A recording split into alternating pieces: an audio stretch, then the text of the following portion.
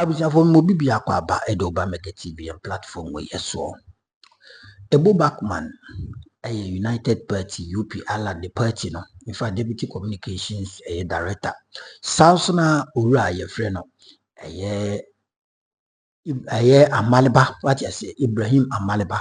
And so NDC, one of the legal team member no, or dear power born home. Na one policy analyst any governance be so at honum. Na nina ndra OSP kisi jabin. Edwa the press conference obey a fucking frata ne extradition and the other charges or the bebon for near the ade. Out when Yakuponya Doma for Bochina the 1st of November 2025 and as a case in Ebe ready and as a bibisa. I was United Party member and as a United Party Communications Deputy Director any Abraham Amaliba Omo united me up and Omo and some Omo can say OSP no adia ho ye ne sebi am say opesa oyedin oshodin krofo ananso opesa okata nkofo bi sebi omoto e wo mundumade bi omudi ya enye papa especially king of rata na mempese meka se bebre ye bekọ ne yakwa kotie nkomodidi omudi ye na yekoba abinaka ina ebesomu what you say meso so document beto bra conversation ekoso na wa like na wa share na for nye bia yenti nkomodi bi yekoba ebeto so. Very well. Ebo Backman is Deputy Communications Director for the United Party. I almost said Movement for Change. I need to get used to this quickly. It's been almost 3 weeks already. Ebo, it's always good to see you. That would have been pardoned. We are getting used to it. Yeah. You would have to get used to it. Yes. And Prof, as always, right close to me, Professor Enoch Opokwentri is a governance and a policy analyst, author of some very interesting books that you should look out for. He has some book also coming up quite shortly. Good morning, Prof. Good morning. How are you? I'm very well, Prof. I want to begin this way. We need to understand what life is. And if you want to understand life, visit 3 places: the hospital, the prison, and the cemetery. At the hospital, you will understand that nothing is more beautiful than health. At the prison, you will see that freedom is the most precious thing. And then at the cemetery, you realize that life is worth nothing because the dust that we walk on will one day become our roof. So we all need to be humble and stay focused in life. Thank you very much, Prof. And I mean, it sits within the message that I shared with Na and Beatrice earlier on about the most important gift being life. How a lot of the time we run around chasing so many things and just within the flicker, it all comes to an end. And thank you very much, Prof, for sharing that with us. Let's zoom right into the conversation. And let me start with Prof right next to me. I mean, there's a story that we've all known about since 2023. And the OSP now telling us that in November, at least by close of November, charges would have been filed against these 5 individuals, but they give a bit more detail about the work that they've done over the period. I mean, what are the thoughts when you read through the report and the questions, the concerns, the OSP, and the next steps? What are the thoughts on your mind at this point? Waka, good morning to your listeners everywhere in the world and the viewers. I think that when I look at the personal stealing, the professional stealing, the political stealing, and all these scandals around, I become depressed. Why? Because people ask me, Prof, ebe yeni, or mine will future. So if the future of this country is being mortgaged away in such strange contracts, then I don't know what is going to happen. But Marcus Aurelius says that we can commit injustice by doing nothing.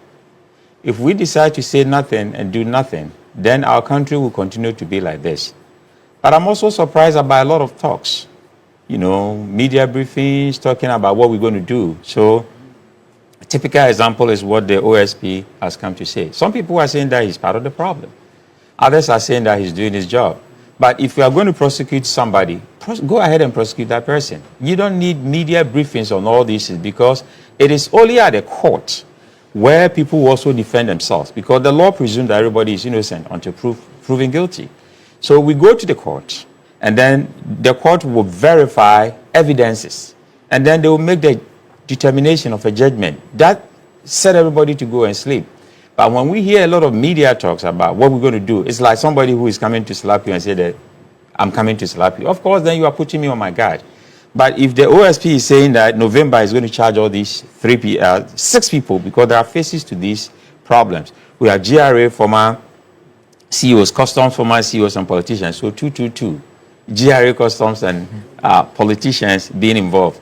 What that means is that there are faces to this crime, so to speak. But I want us to put this into perspective. If you look at the SML contract, and the contract says that SML is going to have a fixed percentage of revenue. That is curious. That you are signing a contract and there's going to be a fixed percentage of revenue from every liter of petroleum product that you buy anywhere in Ghana. They have a fixed percentage. That means they are going to have their hand in everybody's pocket. Then every barrel of oil Ghana produces, they have a percentage. Then every ounce of gold Ghana produces, they have a percentage. Then additional revenue from imported goods at the ports and harbors of Ghana. So they were going to have about $500 million in 5 years. Look at that. People look at the IMF money that were given to us in tranches, 300 million, and there was Kinky Party, you remember, to celebrate 300 million. And then people are just scheming to loot 500 million because they will have their hands in just by stroke of pen. I look at this woman, what's the name? Comfort Nchua. She was sentenced to 6 months in prison with hard labor for stealing 1,384 cedis. 1,384 cedis. Comfort Nchua, 6 months with hard labor. So look at all these monies. I don't know. I'm not a lawyer. I'm just a layman. I'm depressed about what is going on here. And if you look at the corruption that is going on, the youth of this country have been so patient for different governments. And the corruption is going to be like a glue that will be stuck on the wall that they cannot take their hands off anymore. And the youth will begin to cut their hands off. I see. Well, the OSP says he's going to charge 5 individuals. And Prof, he also says he's seeking to recover a total amount of 125 million cedis from SML by way of disgorgement of unjust enrichment of overpayment by the return of the benefits of this amount. It's obtained unfairly at the expense of the Republic. There are those who would respond to your point about whether the briefing is necessary to say that, well, he's been doing a lot of work. He just wants the public to know how far he's come. Else people keep saying that they are not doing anyway. He's not the only person who has been accused. I think the Attorney General has also been accused of the same thing. People are saying that, yes, it's okay to be briefing us every day about developments, but we need action. And I'm telling you that people will want to vote for NDC again if about 10, 15, 20 people are set as an example. Because I told you here that I saw Kwame Pepra and Ibrahim Adams, all those people, at a jail in Kitikrachi. That time I was working there. Some people have died because of alleged corruption. There's a university at Eau Claire, University of Wisconsin, Eau Claire. I like their logo, the power of if. So if these people have really committed this crime, 125 million Ghana cedis, and then we have the evidence as the OSP or the Attorney General are saying, we, the people, we cannot sentence anybody to jail, right? It is the courts. And then they all know the processes of the law because they are all lawyers.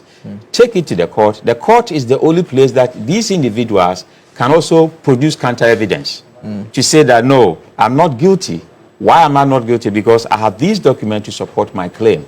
Anybody who make any wide allegation of, is accused of something, you have to come to the court and then defend yourself with your evidence. The game at the court is evidences. So once you come to judge somebody already that we have found this and we are going to prosecute that person, what are you waiting for? You remember the Ethiopian Enoch? He said that I've heard the word and this is what are you waiting for? Baptize me. So let's go to court. And then if the power of if again, if indeed they have committed this crime and stolen the money, jail them so that people will be happy. And let me come to AB now. And AB, I mean, because of your experience as a lawyer, I mean, the concern that Prof raises, yesterday a colleague shared the Fourth Estate's story with me, the Fourth Estate, and he just told me that I should read the Fourth Estate story, and when I'm done, I should read the OSP's report. And the point he makes is that 3 journalists investigated that they don't have the power to call for documents, they don't have the power to invite people to question them. They investigated that and put that out in December. That was last year, 2 years ago, 2023 actually. Now in December of 2023, they petitioned the OSP for investigation. Kenneth Ofori-Atta was the finance minister. He's been in this country. Then all of a sudden, the year passes by. The next year there's election. The party loses. And we are in November of 2025. And we are being told that charges are going to be filed against Kenneth Ofori-Atta. I mean, we know that criminal investigation is a lot more difficult and cumbersome. But this does not give people confidence in the work that the outfit is doing. Don't forget that the previous administration simply interfered in the work of prosecution agencies. I'm not the one saying it.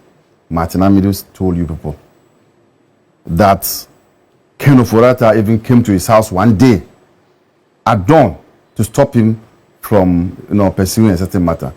So under the previous administration, interference in the work of prosecutorial agencies was known. So if you are asking the question, why has it taken so long? The answer is this, I'm telling you. And it's not every public official who is like Martin Amidu who can say it as it is and walk away. So probably, good radiance. The people of this country also fought the canker and got away the government, which has now freed the hands of prosecutorial agencies, and they are now doing their work. But come to think of it, I just heard you read my senior's statement about Kenneth Ofori-Atta. This is what I want to tell people like him and the NPP. Perpetrators of crime should be sensible to the sensibilities of we the victims. For 8 years, Kenneth Ofori-Atta and this government have abused Ghanaians. 8 years. As a Ghanaian, you got up every morning, there was a scandal somewhere. These are our resources. For 8 years, we were abused. Tell me that in this country, under the NPP, there wasn't a scandal every other day. Okay, let's even say that every other week. And it's not just for 8 days, not 8 weeks. I'm saying 8 years. Now, the law is catching up. And we have lawyers saying that by the mere fact that a prosecutor, a special prosecutor, has come to inform the people of this country what there is, it amounts to conviction. Me, I will love those convictions every day. Because for 8 years, whenever I'm talking, go back to the 8 years I'm talking about. For 8 years, we have been abused as ordinary Ghanaians. So, this press conference was how many hours? And you are already crying. How were we crying? How were we, Ghanaians, for the 8 years, crying? So, why? This is done in every jurisdiction. Prosecutors come out in the US, in the UK, to inform the public. They need to know basis. For God's sake, he's not a private prosecutor. He's a public prosecutor, and he needs to carry all of us along. What is this by once you come and make those statements, somebody is convicted? Why? We were convicted for 8 years. We, the people of this country, were convicted for 8 years. And so, I think that they are running away from their own shadows. Look, yesterday, in the UK, Prince Andrews was stripped of his royal titles. Was it a court that did that? Was it a court that did that? In fact, under UK rules or system, he needed to be sent to the House of Commons for a debate. But the royal family itself felt that this was too bad, and they went ahead and did what they did. Why? In this country, in this world, don't we blame Adolf Hitler for, is it the Second World War or the First World War? Don't we blame, who has sent Adolf Hitler to court? Who has said that? So if things are pronounced, if things are pronounced as they were pronounced under the NPP, where you didn't need to even open your eyes and you could touch corruption. You could close your eyes and touch corruption. It is too pronounced. Under the NPP, it was too pronounced. Such that as part of the reasons why people went to the polls was to fight corruption. Corruption was one of the issues on the front burner. And people think that this is an ordinary case. This is an ordinary Banchi and Bordia cases. This is an extraordinary case. These cases are extraordinary. Look, do you know that their style of corruption has even become romantic? Now, when you steal, your spouse also steals. Do you know that their kind of corruption is not a romantic type of corruption? And you say that we should keep quiet. We shouldn't talk about it. We should only go to court. When you were abusing it for 8 years, and we were quiet and hoping that one day you'll be out of government, you think that it was easy. So I tell them, keep quiet. People are doing their work. Go to court. When they go, follow them and do your work as a lawyer. But to say that going to the media and then talking about it means a conviction, I, Abraham Alba, on any day will love that conviction. Because for 8 years, okay, but we have been abused by these people. Yeah, but senior, I mean, every day. You make reference to what pertains in other jurisdictions in terms of the commentary and everything. They need to know. I mean, the concern people raise is that by your training, you are supposed to presume a person to be innocent. Now, if the matter goes to court now, for instance, these cases against these 5 individuals, in the event the court finds them not guilty, the public basically struggles to accept that decision of the court because of what they've been told in great detail in the public. There's no other outcome that satisfies them. That should be of concern. It is not a concern at all. Every case will be taken on its merits. People know what is right and what is wrong. If, for instance, you go to court as a prosecutor, like in the Malema case, where you say that Malema had a gun, but the one who gave the gun to Malema was set free. That one, people say that, but the one who gave the gun, you understand? People know sense of justice. We know, we have a sense of justice. We know. When it is right, we know. When it is wrong, we know. So forget about that. Yeah. But the people must be told. Because under the previous administration, the type of corruption that took place was filthy, was ugly, was unprecedented. From the day a president was sworn in till the day he goes out, all everyday corruption. Why? And finally, to you, the point you make about political interference, you blaming that perhaps for why it took the OSP so long to come to this point. And then the question that one would ask is, would he have the political will to investigate current appointees? Would he have the political will to be able to do that? Because if the person is in the country and because of, interference, you made a reference to Martin Amidu. The difference is, can we trust that he can do that if the same circumstance arises this time around? In the previous elections, I think in 2020, I asked Ghanaians, if you were traveling out of this country, between Dada Adodan Akufo-Addo and John Drama, whom will you leave your child with? Don't you know I was talking about character of a person? So the character of a leader will show whether there will be interference or not. In any case, we have Martin Amido who came out to say, let's wait. Let somebody also come then you'll be asking me those questions. But for now, I am aware. Even this morning, a colleague of mine is being invited to special prosecutor. You know that or not? No, I'm not aware of that. You know that. You know that. In the past, there would have been strings pulled and the person will not go there. So we are in a different situation. We are in a different environment now. We are in a different, type of governance. The people of this country chose for good governance, and we are delivering on that score. So look, Frank David himself was a board chair at DVLA. Has anybody called him?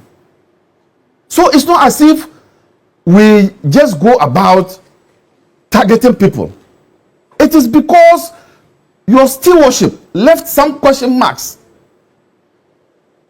So I've told my people, every document you sign, do a copy and put it in the house. Do a copy and put it in the house. That's what I'm doing. Because a day will come when I also bring my documents here and show, you said I did this. Is that it? That's how we go about it. Where we have gotten to. And let me say this. Political appointees have become an endangered species. People are looking out, and we must all ensure that we do our things well.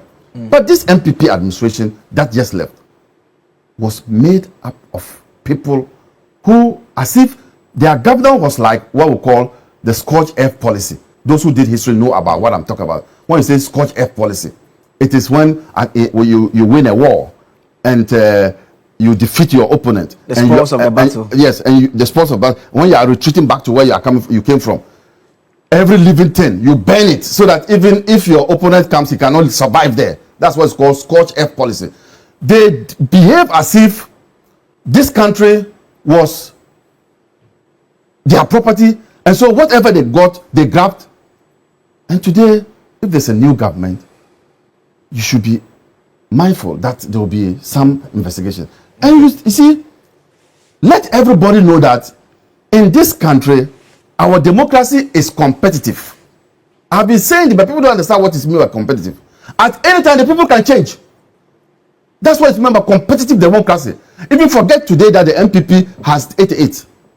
They used to have 66 under but they came to power. It is a competitive democracy.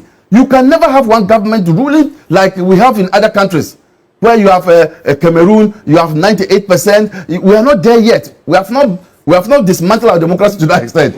You see, so you must know. You get it. So the NPP, they need to understand that this is the time to account for their stewardship, and there's nothing to be convicted about when they come and tell the people that this is what you have done. Let me welcome into the studio as well Professor Smart Sarpong. Professor Smart Sarpong is Director of Research and Innovation at KSTU. Prof, thank you for joining us in the studio this morning. Last week he joined via Zoom. Let me come to Ebo before I come to Prof. And Ebo, the OSP's work, those who are, so there's the complaint about it took so long, then there's the bit about, well, if you read the report, it appears very thorough.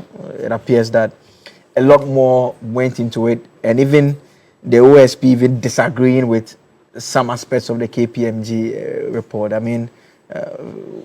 From where you sit, satisfied with what we've seen, especially the next steps, charges to be filed, and looking to recover more than 100 million cedis from SML? It is difficult to be a Ghanaian at this time. I'm telling you. If you have followed the kind of cases, corruption cases that have come up, and the kind of money, the amount of money involved, and the ease with which these people steal,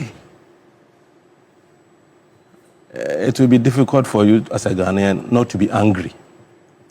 And I think we have not been angry enough as a people. That is why people find it so easy to engage in corruption. I agree with AB. We've had corruption cases in this country before.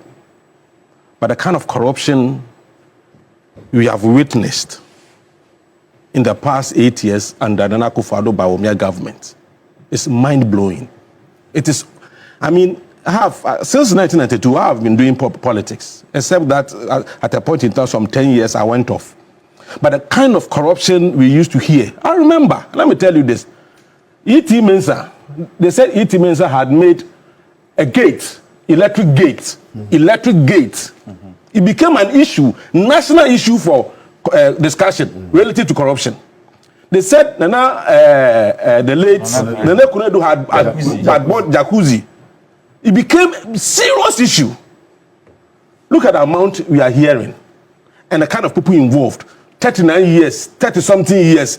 They are not even up to 40 years. And look at the kind of corruption they are engaging in. And you wonder, what kind of system are we operating? If we are operating a system that makes it so easy for people to steal, but so difficult to recover and punish, and that is a broken system. And that is a system you are practicing. And that is why some of us are happy that for the first time we are seeing a president who is prepared to fix this system. Mr. President, fix it to the latter. Fix it to the latter. Because the system is broken. That is why these young men and women would have the effrontery to be engaging in the kind of activities they engage in. The amount of money, they are not even afraid. I said even Americans respect dollars more than we Ghanaians. Look, if you hear some of the amount. And when you hear people, the youth, you see, let me speak to the youth, I'll come to the issue. You see, when people steal like this, they are stealing your future. It is your future they are stealing. And so when they steal and the law catches up with them, don't go on the street and defend them. Don't ever do that. Because all this amount that went to individuals for them to buy properties, if those amount of money had been used to put up some factory in your village, you would have gotten job to do. If those amount of money had been used to build hospitals and clinics in the villages, your uncle who died because of lack of hospital in the village would have survived. So we are talking about serious issues here.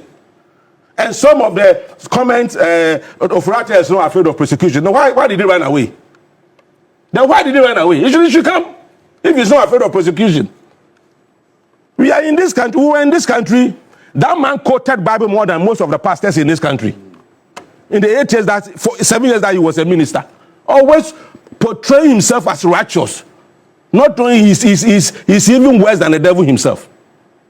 And when you sit down for these things to happen, you see, we gave this country to a family to loot, to kill and destroy. And we sat aloof as a people for 8 years because they had people who aided and abetted. You should be serious as a people. The only way we will save this country is to make corruption expensive. Sarkozy is in prison. Is he not in prison? Former president of France, for just taking money from Libya to support his campaign, he's in prison. Someone says, whether God spoke to him or whatever, he spoke to God, said he has wasted $97 million to create a hole. He's free. He's a free man. Can you imagine the opportunity cost of that amount of money? That money, what that money could have done? You should be serious. You should be angry. So the politicians, when they are stealing, they will think twice. But the legal system, the judiciary, please, let's not allow corruption cases to run 6, 5, 7 years. 6 years, we deal with it. We dispatch it. If the person is free, go home. If you are not free, then the Lord catches up with you. Then the Lord deal with you. You say 6 months, I guess. 6 months. I meant to say 6 months. 6 years. So,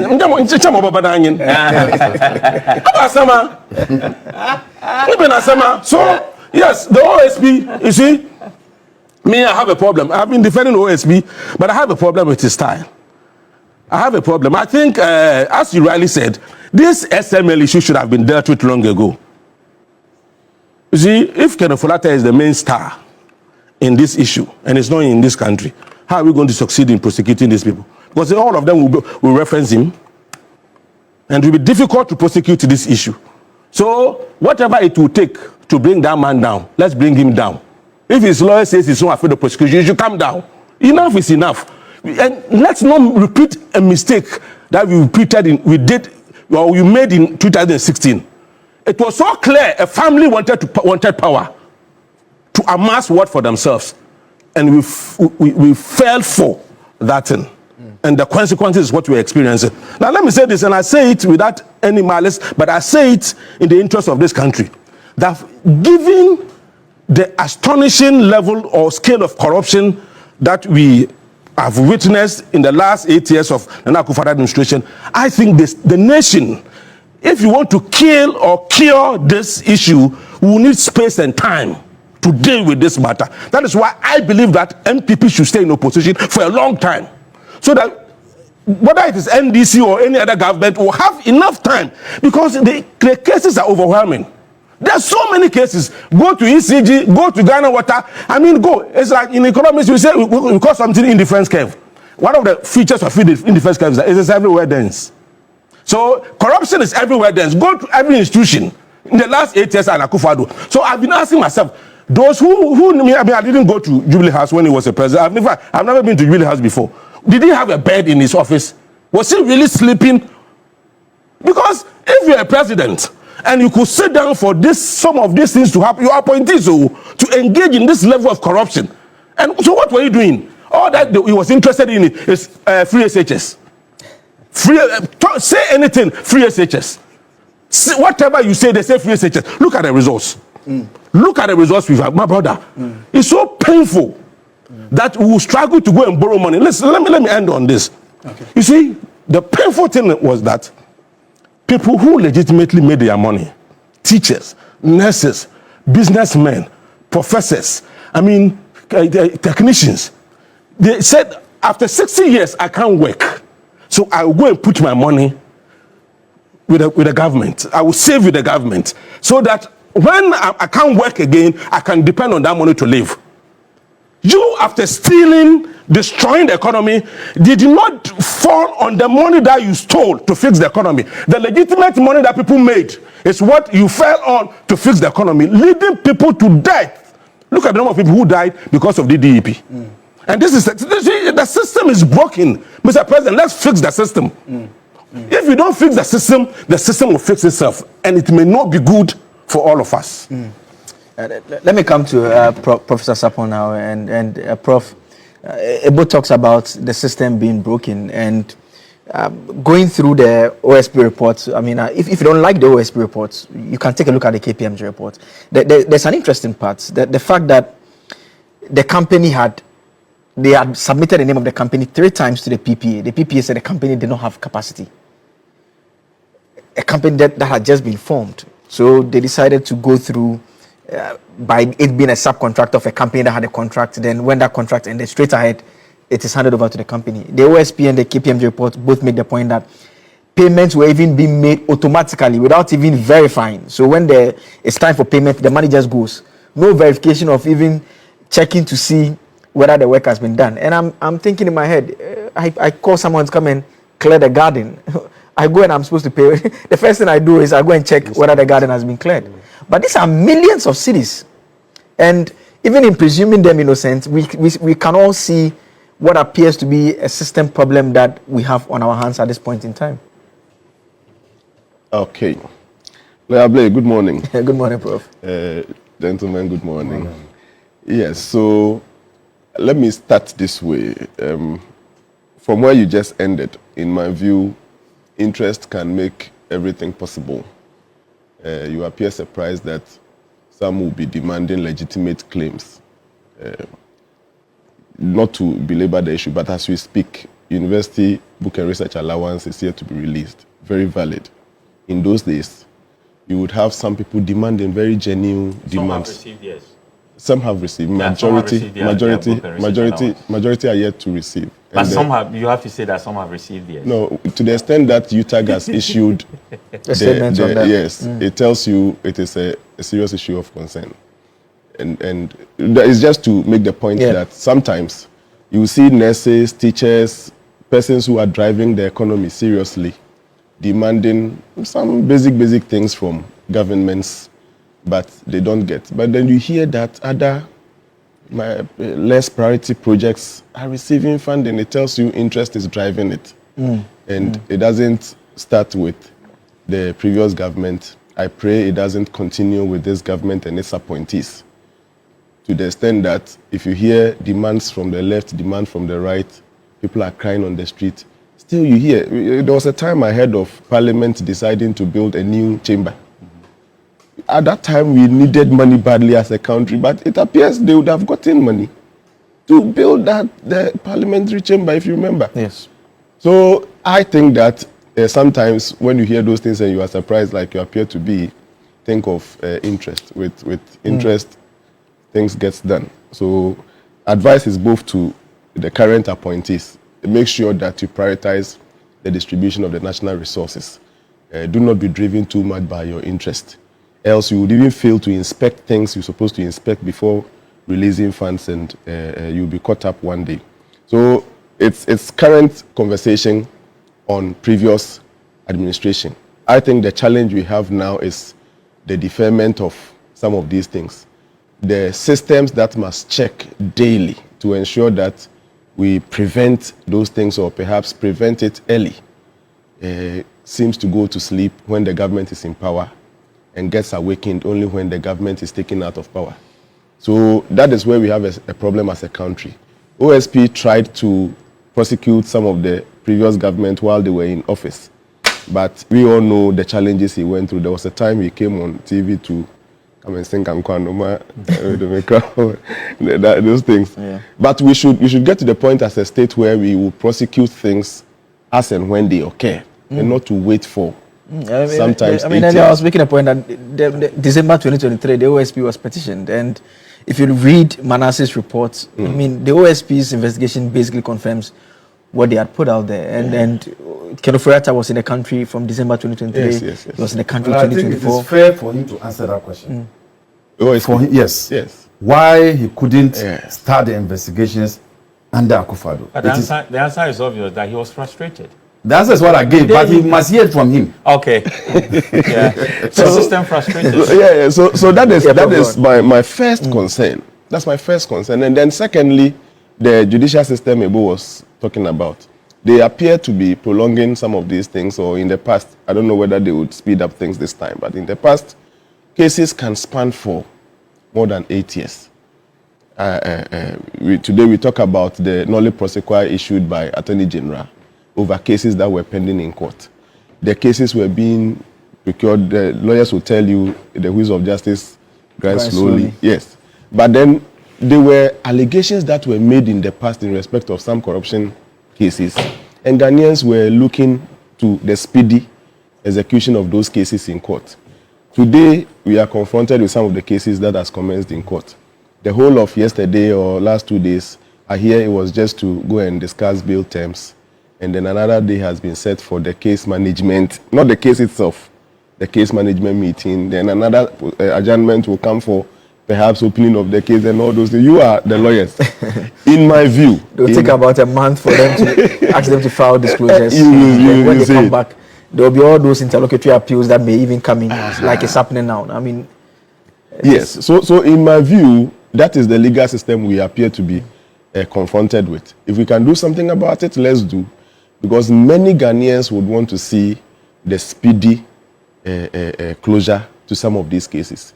If there will be some recoveries done, fine.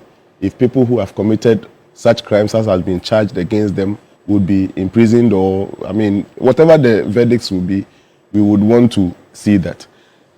As for branding the whole government or a president as perhaps sleeping on the job or those things, sometimes some of the appointees are the cause of the blames that goes to the central government, even though the back usually stops with. Today, President John Dramani Mahama is in office. With all good intentions and love for the country, he would want to address things that comes to his table with all the seriousness and in the interest of the Republic. But sometimes, those along the line, you will see them try to play smart and things will not get to the president. I just want to pray that this time transparency would play out everywhere in government, so that light will be thrown on things that some appointees will be doing. Those who disagree with you, if you pick this particular instance, yes, the report was put out, the presidency commissioned KPMG to audit it under Akufo-Addo. Yes. Oforiatta served the entire 8 years as an appointee. So I have said, when the report came out, the KPMG report came out, we all knew that they did not get the necessary approvals. So at that point in time, if the president was dealing with the matter as he ought to, he ought to have taken action. And so that is where my earlier point on interest comes in. So what I'm saying is that if we take out the interest, things could be done. Even in the OSP's office or in the courts or elsewhere, if things don't exchange hands undercover, genuine Ghanaian legal system can prosecute some of these things as fast as, I'm not alleging they take some bribes, but we've been here in this country where we came across a report and a video and those things where some members, very senior members of the legal system, were trying to compromise the legal system based on some of these things. So what I'm saying is that those who have been appointed, you have just been appointed to serve the president. Don't commit some of these things and later, when it is exposed, it disgraces the entire government. Now, the case of AG coming to talk about the issues even before he goes to court and all those things. I have said it somewhere and people disagreed with me. This is a political space. The AG is a political appointee, even though he's a senior lawyer by all standards. And in politics, we have the object and then the optics. Sometimes the objects are the details that are discussed in court and all those things. But the optics are the situation before the court, before it gets to court. Yeah, so he thinks that, and however you disagree with him, he's a lawyer, he knows that he is not supposed to presume somebody guilty until the court of competent jurisdiction finds him so. But he thinks that to satisfy the expectations of the people, the political space, he must address the issue to the people. For me, as much as many people disagree with him, he is doing the political bit of it. It doesn't mean he will not go to court to address the issue legally.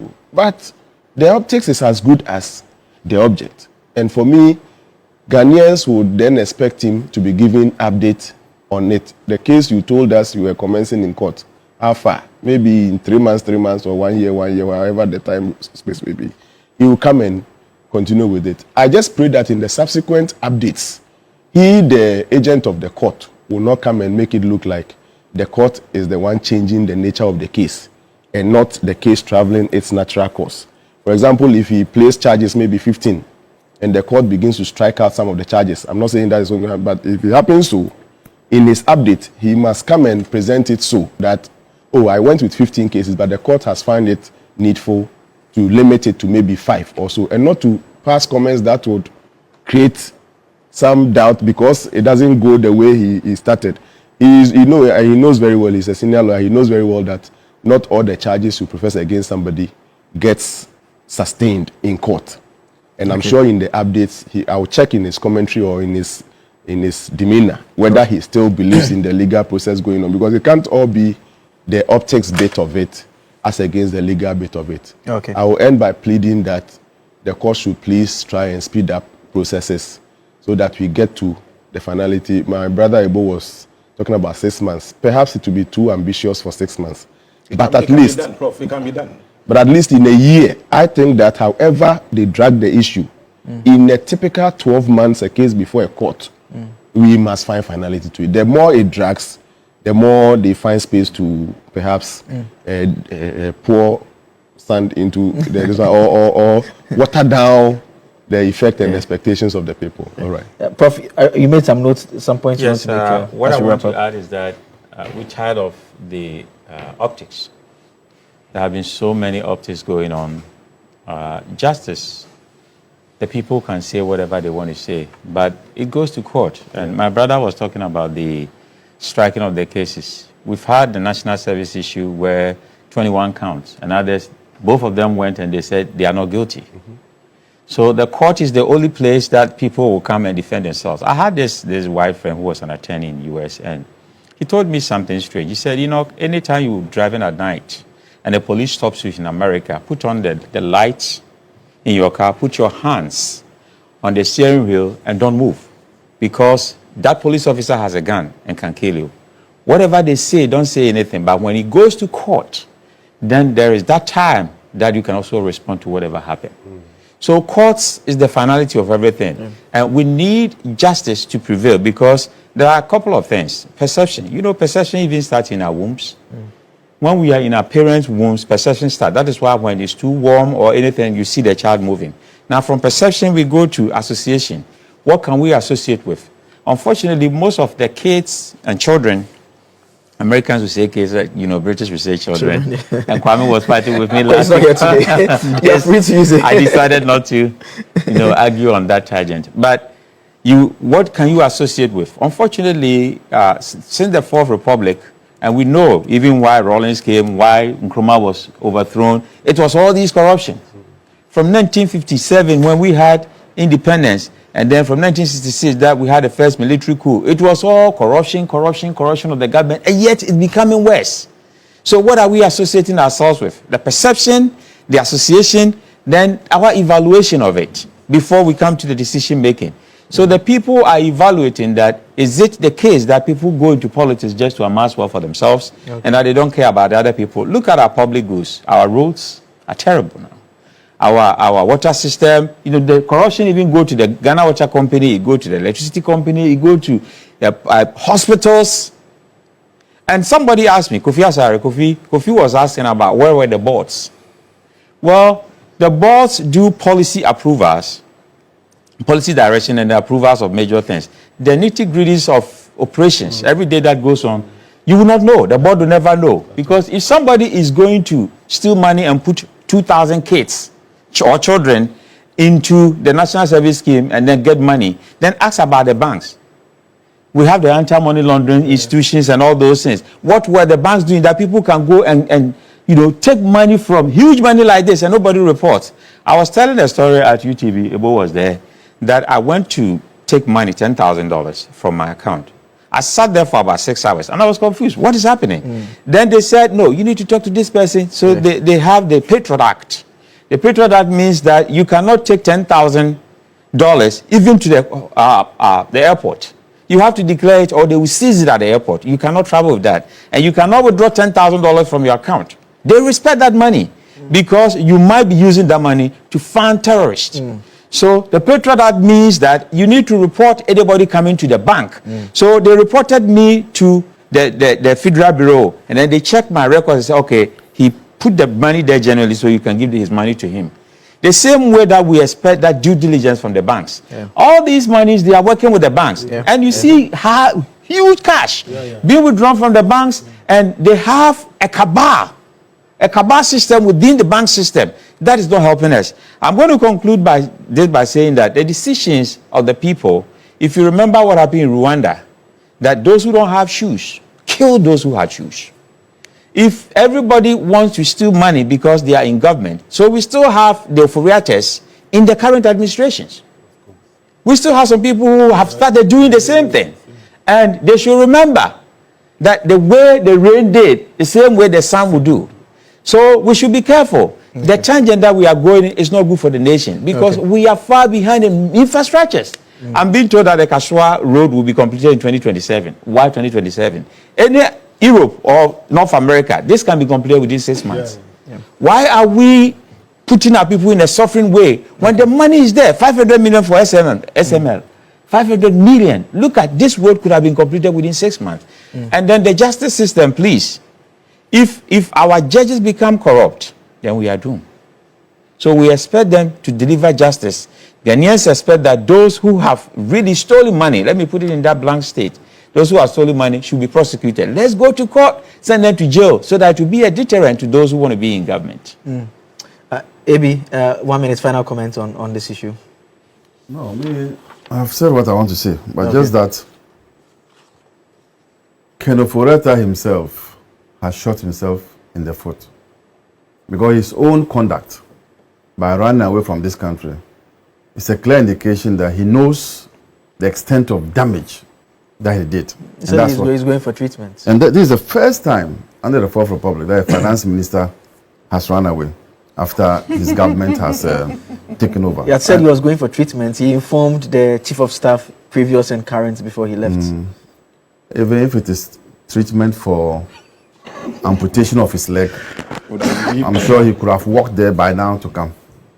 This is not a child's play. This is not a situation where we can just say that, oh, Oforiatta is not in the country, so let everything pass. This Oforiatta has done, look at his enterprise company. Took over SIC. Took over the work of SIC.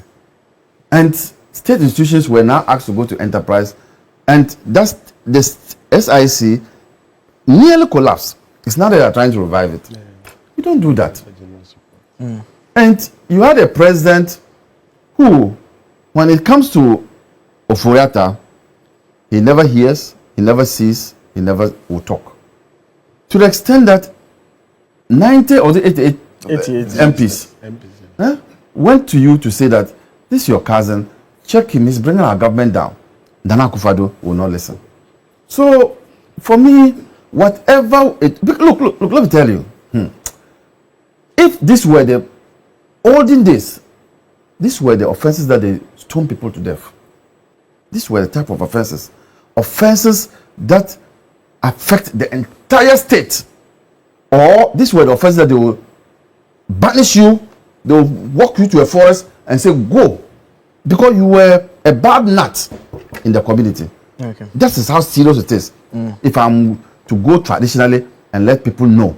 There are some offenses in the colonial period, not colonial, pre-colonial periods, when people were stoned or banished. Thank God, Jesus Christ has come. Today I'm preaching. Jesus Christ has come to turn around those things. Reverend, a minute. You see, the point I want to make, and in respect of something that Prof said, that sometimes blaming the president or no. But you see, we have something we call. Here, so you have to point. Yeah, Prof Sarpong.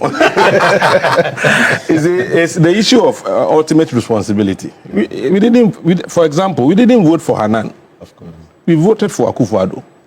So when Akufo-Addo is appointing someone to occupy the position, he should do due diligence. Yeah. Then also, you need to be monitoring, because if you send someone to go and do work for you, and you sleep, expecting that the person will do everything so nice and as expected, then you are not a leader.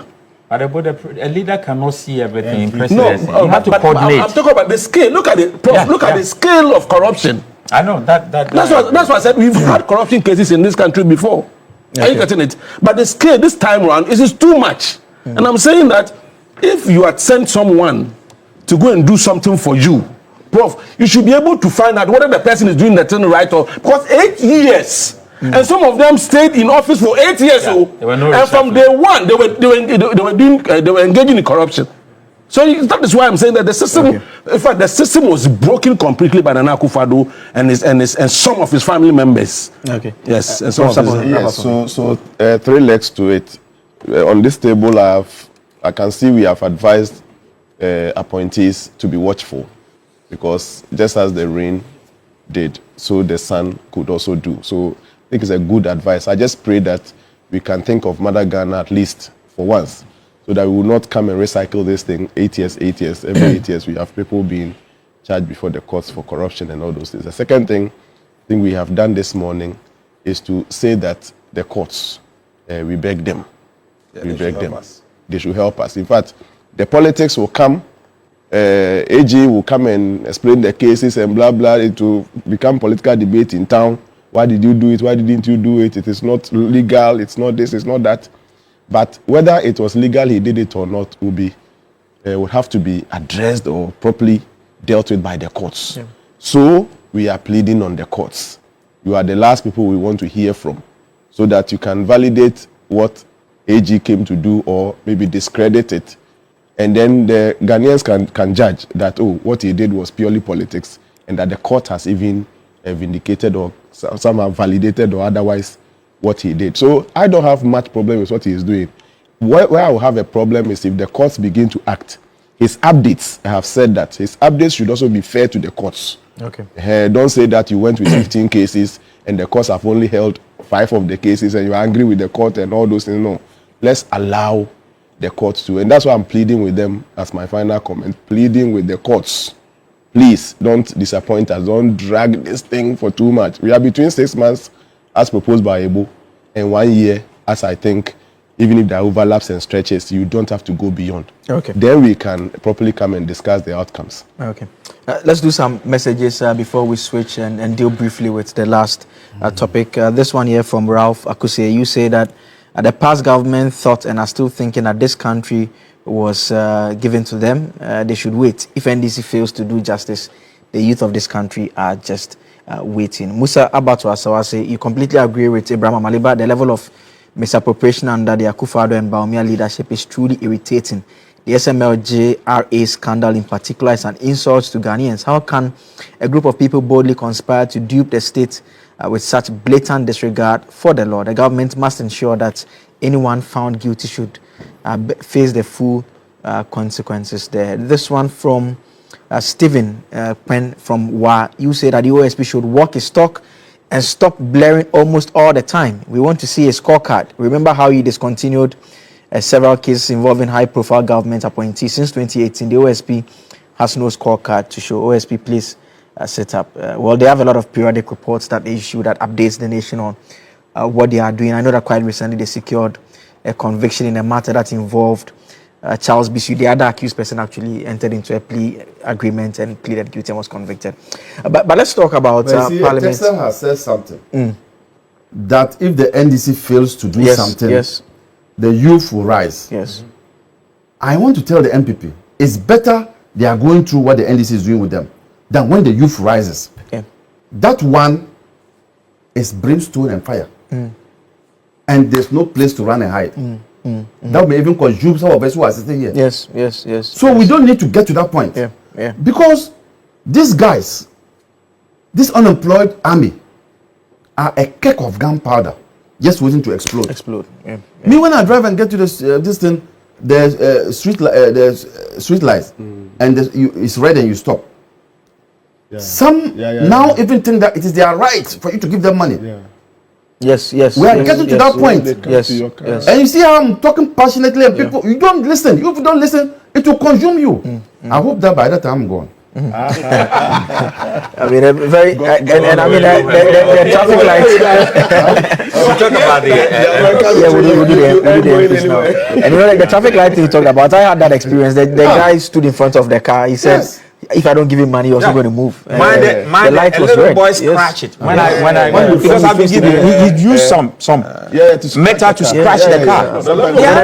Yeah, we've all seen the scenes in Kenya when Parliament was attacked. I think even at the time, one of the incidents, some of our MPs were they had gone over there, they had to be taken away and all of that. So those are not things that we all look forward to, and that's why we're having this important conversation. But let's talk about Parliament now, because the concern is being raised again that MPs are not showing up in the House. They are simply not turning up to work. The Speaker is frustrated. This is a very familiar story in the last couple of years. If you think it's not familiar, let me point you to the fact that under the previous administration, there were a number of MPs. I remember Sarah Joasafo, Henry Korte, Kennedy Ejapon, who is running to lead the NPP today.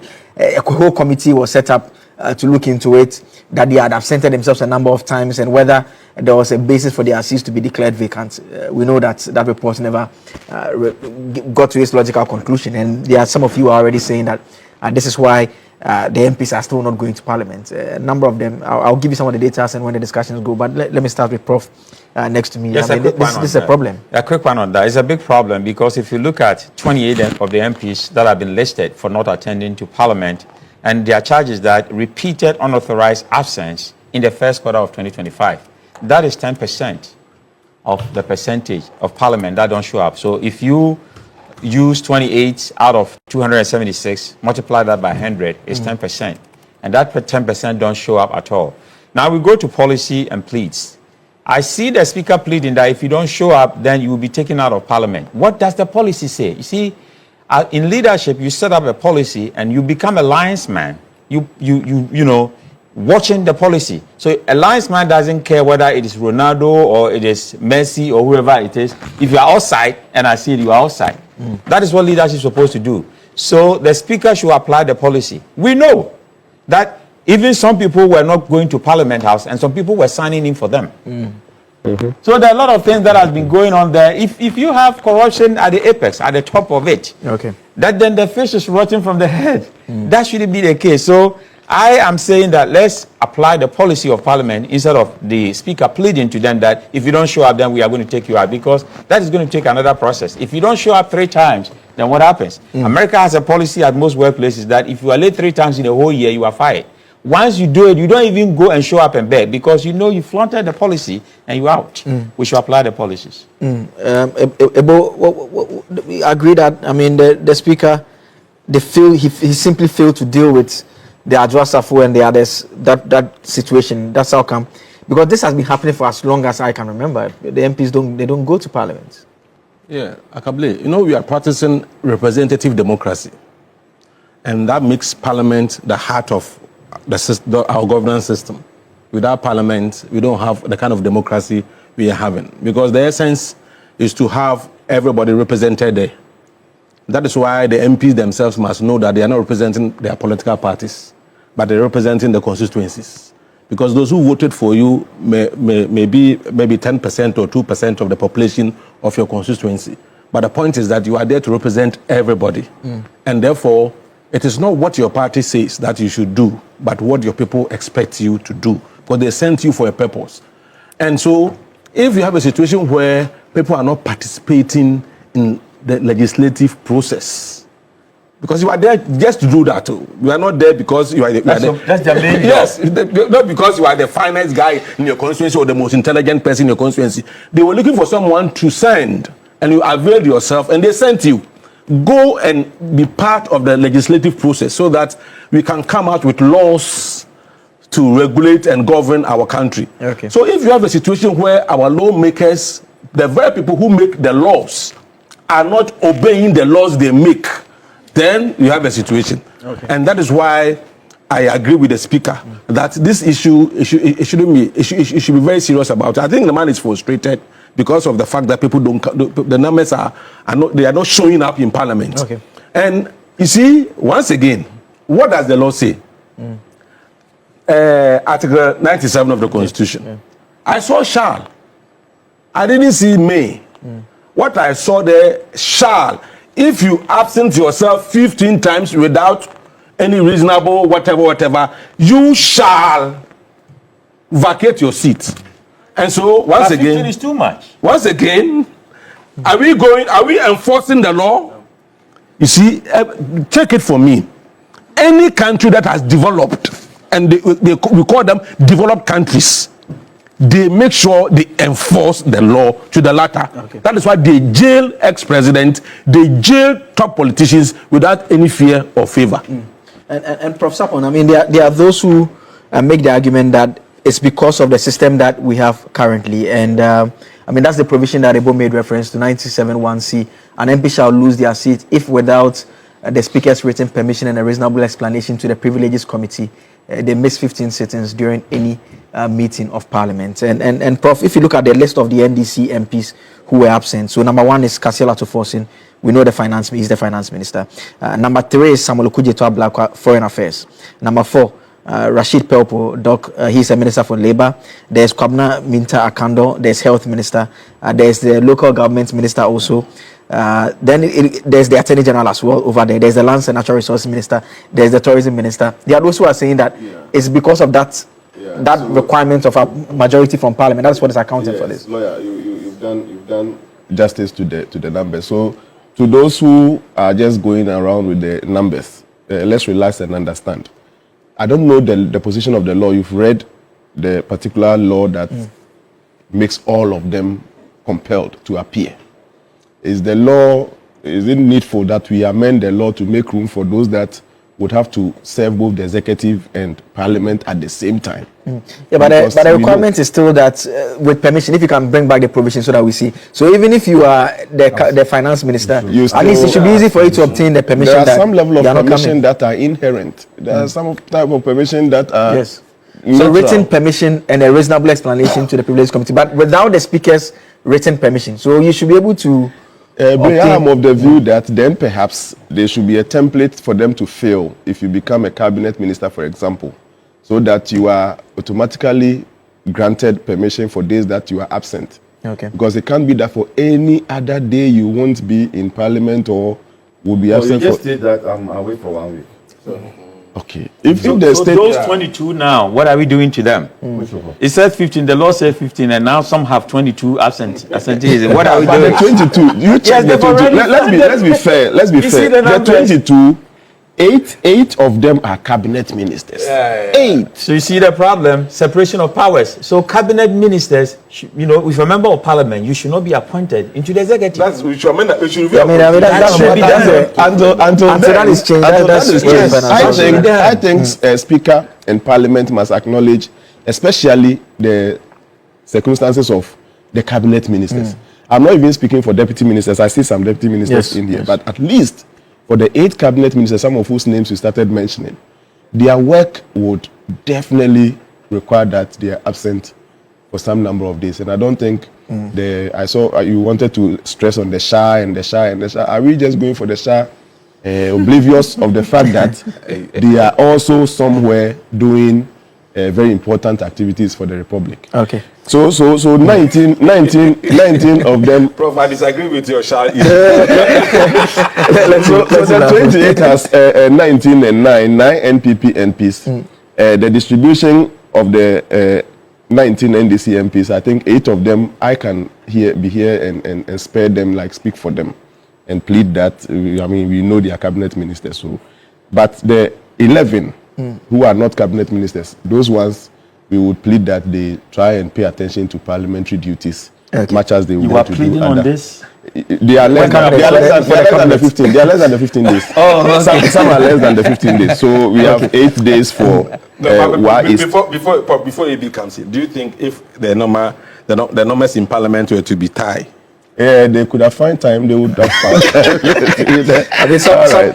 Someone went to Parliament in an ambulance. But it's a cultural. Why did you say that one so fast?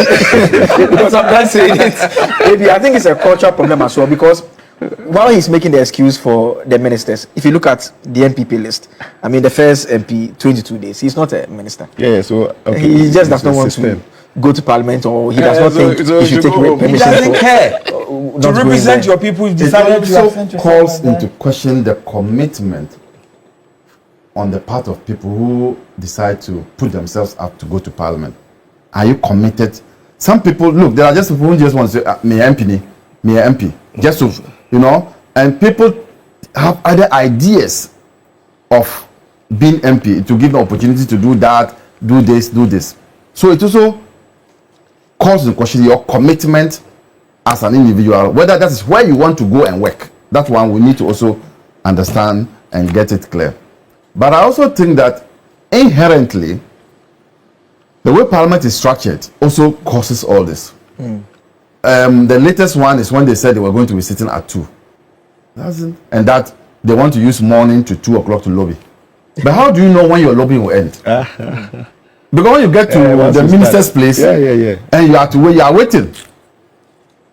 So, and if you are in discussions about employment for your people, and it's 150, and you've not finished, and you are asking for more, 2 o'clock will be there, and you will get there, and you are still there. So, I think they should revert to in the morning, close at 2, and then you can go and do what you want to do.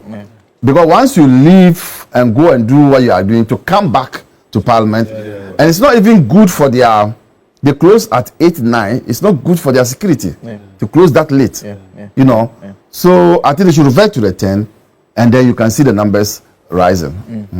But maybe we need a tight Parliament again. So we need some people to be used as an example. If somebody for 22, and the law says that, the Constitution says that it's 15, for me, I think breach it. So you don't have any business to be there. I think the main problem the policy is the Parliament is a part-time job. Most people don't know. They sit half of the year they're supposed to go back to their constituencies. So they have a lot of space to do things. And why they are not going back to for 6 months they sit, but 6 months they also allow them to go to that provision is made. So why are you not showing up to represent your people? Okay. So you don't have to trade the 6 months you are supposed to be in. Because at least you would have. I didn't hear my MP Ricketts. His name is not in Ricketts' name is not in Ricketts' name is not there. and if you are doubting the seriousness of this, and Raga, you should go to Parliament when they are doing like actual clause by clause consideration of bills. Yeah, only few people. You sometimes less than 10, Yeah. unless someone is tired and he says we don't have quorum before they are That abandoned. one, I can tell you, it's a boring thing. That one, it But is. that's what- if you don't have the skill, Yeah, but council, you that's won't what, enjoy that's it. what results in the Because quality it's of about the laws that we deleting have. and inserting. Yes. And excuse me, grammar self is a problem for some. Yeah. So how can they be sitting there and be doing that? So when you get to, you sign up for that. when you get We there, all go to work sometimes. Yeah, You don't but- want to be yeah, but there, that's what right? accounts There are many for- things that you don't want to. Yeah, but meetings, that's what but you are accounts there. for the quality of laws that It's are part of passed. your job. Because the main consideration proper. they and don't I'm have the saying that numbers. some of them when they sit there have nothing to say. Exactly. So the quality of living individuals we send to our parliament, we should watch it. It's not everybody. They have who nothing just- to add. That part is the difficult part. That's all time would allow us for this segment. My guests this morning have been Abraham Amaliba, Director General, National Road Safety Authority, Professor Smart Sarpong, Director of Research at KSTU, Ebo Bachman is Deputy Communications Director for the United Party, and Professor Enoch Opoku-Antwi is a Governance and Policy Analyst joining us every Friday. Now, if you want to look smart and fashionable, visit any Woodin boutique. So that is it. Into which sama Amaliba, what you say? You are Amaliba, Esquire, Learned Counsel, what you say? Uchi sama okana. OSP ni deɛ mimi susu sɛ yɛwura President John Dramani Mahama, sorry mo fankyɛ no, he has been so lenient to this guy. Ɛnka sɛdeɛ maame toko no yɛtwee no ɛfiri Supreme Court hɔ nom anaasɛ yɛtwee no ɛfiri ɛyɛ Chief Justice position no, sɛ nka saa pɛpɛpɛ ɛna OSP wei nso kɔ a, ɛnka I don't think sɛ ɛnka we will end up in this conversation. And I don't think Senka yɛbɛsɔre anɔpa atete saa nsɛm wei. Yɛbɛsɔre anɔpa ama OSP abɛgyina hɔnom sɛ ɔreyɛ press conference. Na ne press conference no koraa ɔyɛ no sɛbi ɛni 3 ɛni 9. And I don't think say all these kind of things ABC. But because of say NDC aban and you John Mahama, or more tolerating nature, they have been tolerating this guy, his excesses, and Omojano, and our sorry. Odi dwumadi nti eba na adwi mu a na one ne nkrofo daako same daako no omo asore na omo ayede omo akomu obu na omo abetena TV omo abetena afrefre media ombra na yenkasa omo kasa bia na omo akoda because they know very well say Ghana for there asemba oka hu bi okasa bibria acha 3 days na asem na twem even to asem no kwa abana se na asem fufuro bebuma asi what you say mobeka ya that was Wednesday and police soldier ni owo be camp kwa assaulti pharmacist any some customer bia na mo wo hono on says ankomo no edidi ma be si endra after see OSP in press conference we and ye just ankomo na to go Ghana dia ba ko high pa eno no we always easily lose concentration even when the matter, the fresh matter won't give us anything. But the initial one at the home, I need to be boy. I bet medidi home komama at the papa be free man. We will just leave it there because of say as a fabanti a journal to and I can. That is our problem. What are they into Pama OSPD? Asɛm foforɔ nsan bɛbom sisi a wopa ama asɛm foforɔ bi ɛmfiri baabi nowhere nsan bɛbom wobɛhu sɛ saa ɛbɛgya OSP de no ato de ahyɛ ase de yɛka asɛm foforɔ ɔmo politicians na redi adwene politicians na redi adwene ɔmo redi adwene and ɔmo how a yɛsitiɛ ɔmo ho sɛdeɛ yɛ Ghanafoɔ yɛsitiɛ. That is why they are dealing with us in that manner. That is why always they feel like, you know, always they feel like they can do whatever they want, and at the end of the day, no, now have your way. And who is King Furata? Saying Kayedi free US are John Mahama, US are OSP, Onimho, US are a lot of politicians anymore. Our Mokosi, Sia, so Mokope, Kinofrata, ND 24 hours, Kinofrata will pop up from wherever he is in the United States. What you say? But Omaya behind because of politics.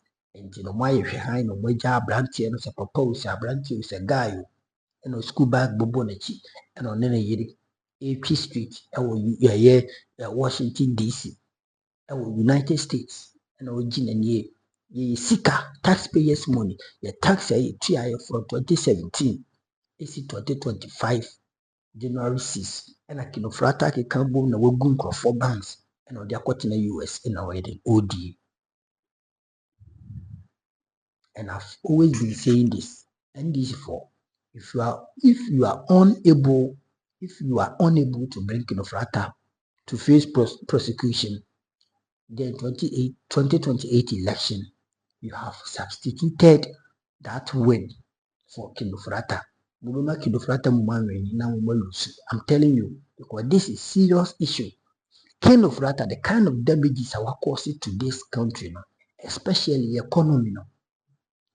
He shouldn't be even by now saying kaye dream who say a farmer na ye jara na si intime.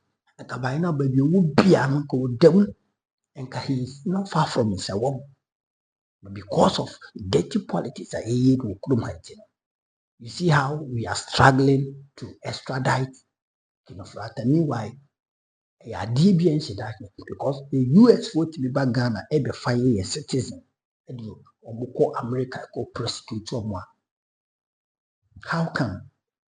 How on earth say citizen wadi or mine so I catch any name say he is a politician and he has what we the allegations of corruption so how can say that kind of person US wouldn't even father my again party no they come economy home again abrabon obaka US for him. You see, I don't understand. How come? See US for best show then say Kinofrata and yam for them. So he's so special and he's so important. Your man political appointment to be Trump na by yam fucking Kinofrata. I don't understand. None of this is going on. So what is it at all? And a Kinofrata into be pure Ghana. It is a simple caution and a simple exam to NDC for. Said it so yeah, and one year if you are the same thing. It is about making sure the Kinofrata will be landed by the close of a year this year, and I say early next year, and now such a crown before 2028 election. Kinofrata will face jail, and this is for any more better. And this time around, and yes, no more best every 24-hour economy. Mahama is the hope and those kind of songs now and John 3:16 that police because we will let you know say we voted for you for a purpose. We didn't vote for you and we didn't vote for you to come and sing, to come and give us praises. We voted for you to what to do with the corrupt people. And they say yeah, then we will deal with you and NDC. We will deal with you as a political party. When it comes to the next election, you people should be prepared. I am raising this concerns, and I know it's a lot of people. They are going to back it, and people have even started with this advocacy. Second, if that time 2028 election, NDC could face the consequences. Trust me, I'm not make it. Second, if that time we Ghana, NDC will face the consequences of 2028 elections. That is the painful truth I need to tell you, because you know the whereabouts of Kinofrata, and you must by forcibly bring him to Ghana to face prosecution. So banners will differ, obedem, obano dibima onko. Ubiani ni asem. Just simple as EBC. Chawaju comment section. Me bukura yefu. Usinya yanko position wati. Akra bye bye.